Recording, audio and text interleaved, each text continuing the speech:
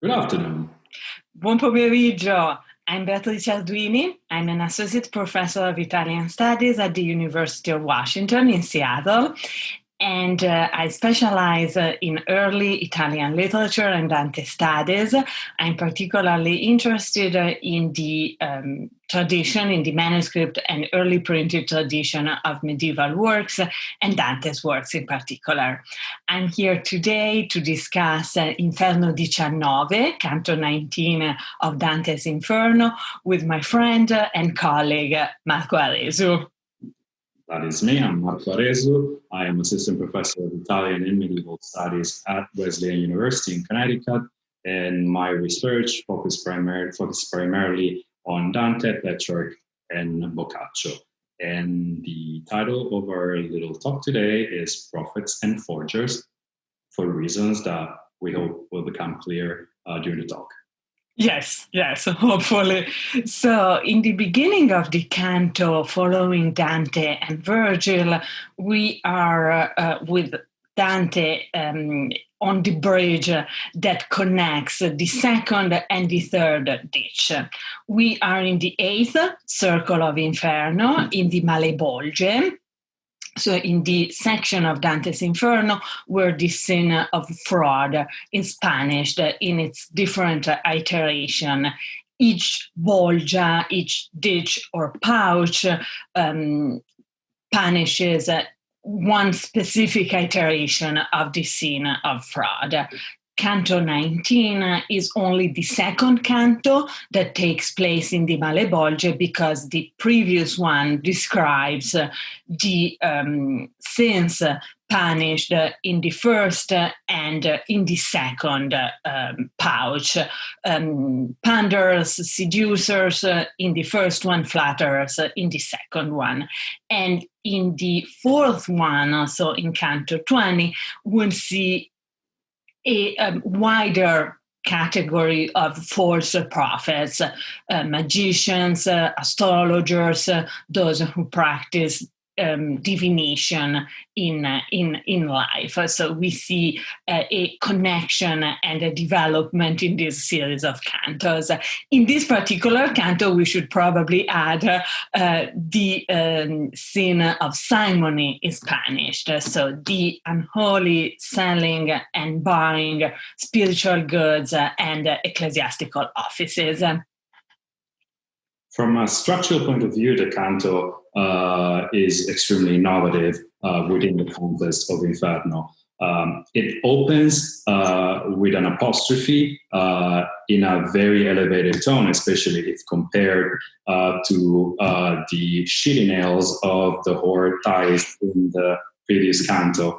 The invective against the first instantiation of simoniac continues in a more descriptive and narrative tone with a description of the landscape and therefore of the punishment specific for the sinners. There's then a dialogic, dramatic scene, first an interaction between Virgil and Dante, and then a major dialogue between Dante and an eminent sinner, an eminent simoniac. That also opens and develops into a wider political attack against the temporal power of the church that finally releases the tension accumulated in a more sober and descriptive passage to the following canto. Yes.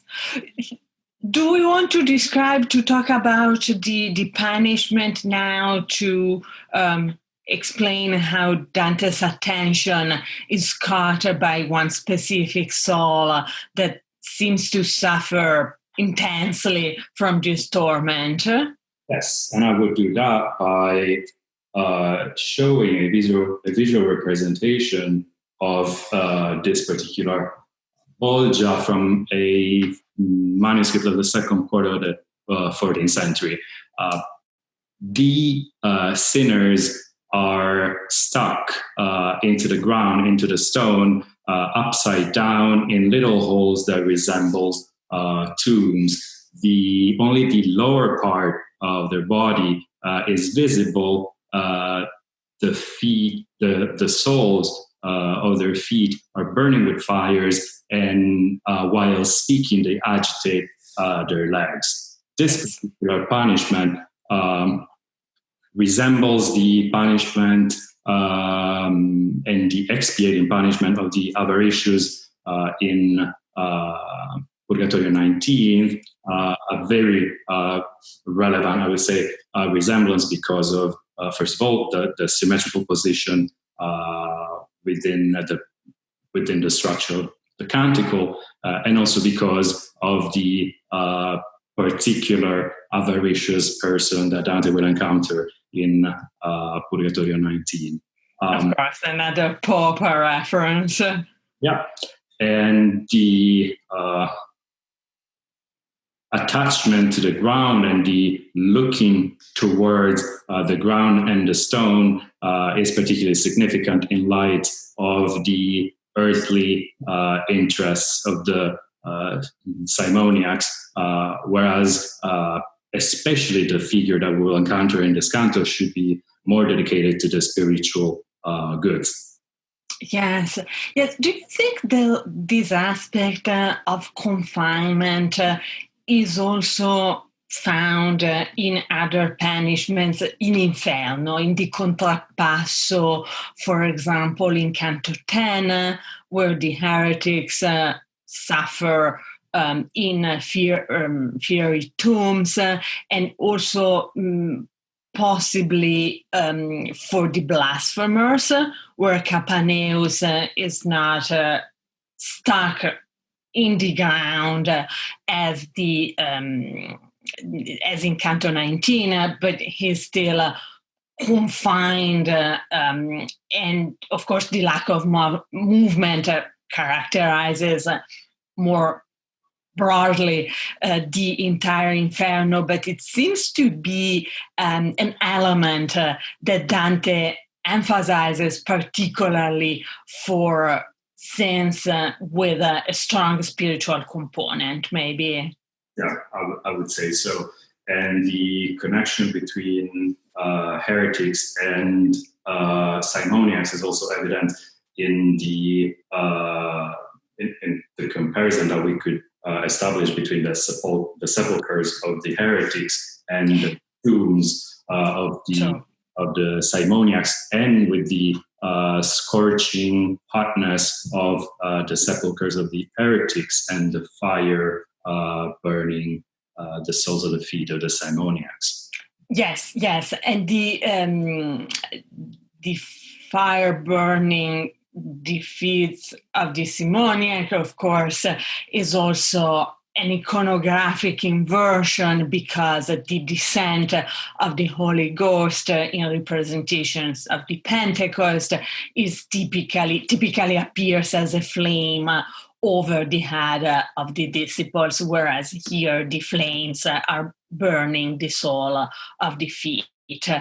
So there is this satirical and iconographic inversion of a Christian element, which signals particularly strongly the nature, or one component of the nature of this complex sin.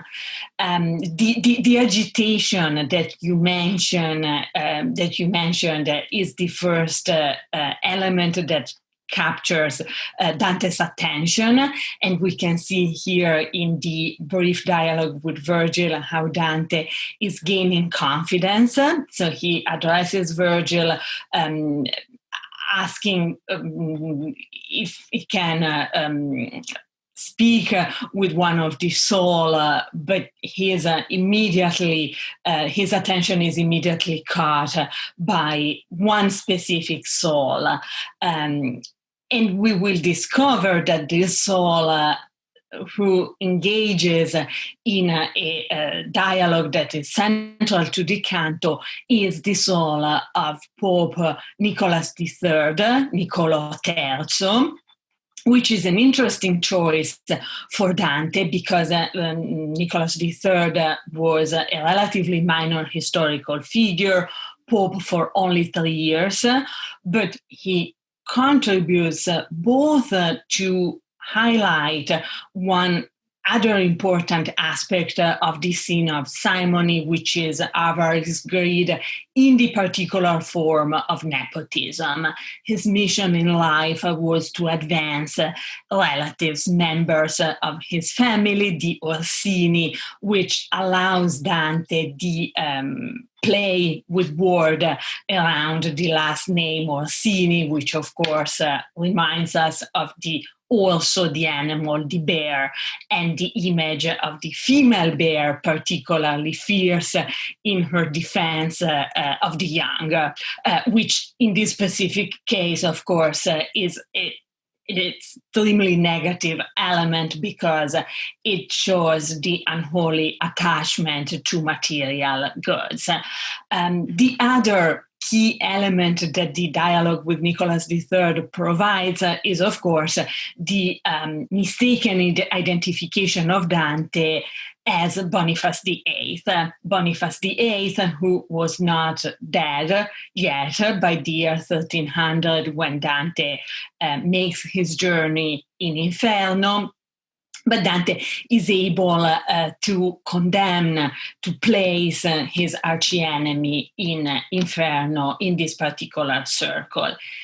In an interesting way, Boniface VIII is not even the worst offender in this case, because Nicholas III reminds us that Boniface VIII and himself will be joined in the same hole in the ground by Clement V, another pope, who, according to Dante and Dante's representation, was a tool of French politics and guilty of the move of the Vatican to France, to Avignon, so with the beginning of the captivity that Dante condemns, because of course he sees it as an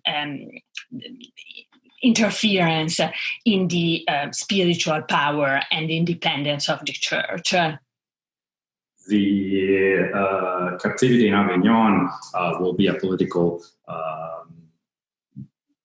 will cause political attacks even in the Epistle 11, and the figure of the Pastor senza legge, the lawless shepherd, will reappear in St. Peter's accusations against the temporal power and the corruption of the church in Paradiso 27. Right. This dialogue between Nicholas and Dante opens up to another invective which mirrors symmetrically the invective at the beginning of the Canto. Yes. That is a sheer accusation of the temporal power of the church. And Dante makes a specific historical reference to a document, the donation of Constantine, that he considers the evil of all roots, and he will consider again the evil of all roots and of all corruption in the church in Paradiso 20, when Constantine will appear in the eyelid of the eagle of justice. And in line 115, 117, he mentions this donation. Hai, Constantin, di quanto mal fu madre, non la tua conversione, ma quella dote che da te prese il primo ricco padre. Which in Derwin's translation reads, Ah, Constantine, not your conversion, but a dowry which the first rich father took from you has been the mother of so much evil. The donation of Constantine is problematic with Dante because it's an illegitimate alienation of the property of the empire by the emperor, and it's also an illegitimate acquisition of goods from the Pope that is vowed to poverty, according to the very words of the Christ in the Gospels. Dante will attack the donation more extensively in the philosophical prose of the third book of the Monarchia, the treatise on government in Latin. But he will never consider the donation in the terms that we do now. As a forgery, as we suggested in the title. Only in the mid-15th century, an Italian humanist, Lorenzo Valla, will demonstrate that the document was in fact a forgery made in the Vatican, probably in the 9th century. Yes, and that is why you don't mess with a philologist. Never. But this canto and our discussion around this canto has really opened my eyes to the role of this particular canto in the political discourse and in the always present connection between political and spiritual discourse in Dante, because when I think about politics in Inferno, I tend to think about Florentine and Tuscan issues. In the following cantos, we will see several mentions of Tuscan cities because they see many of their citizens condemned in the following Bolge. But this canto elevates the political discourse to a broader European international sphere that anticipates the message, Dante's message in Purgatory and in Paradise, I would say. And I believe this more universal dimension and broader political interest also complies with the progressively more prophetic tone that Dante acquires throughout the comedy. A prophetic tone that, first of all, appears in the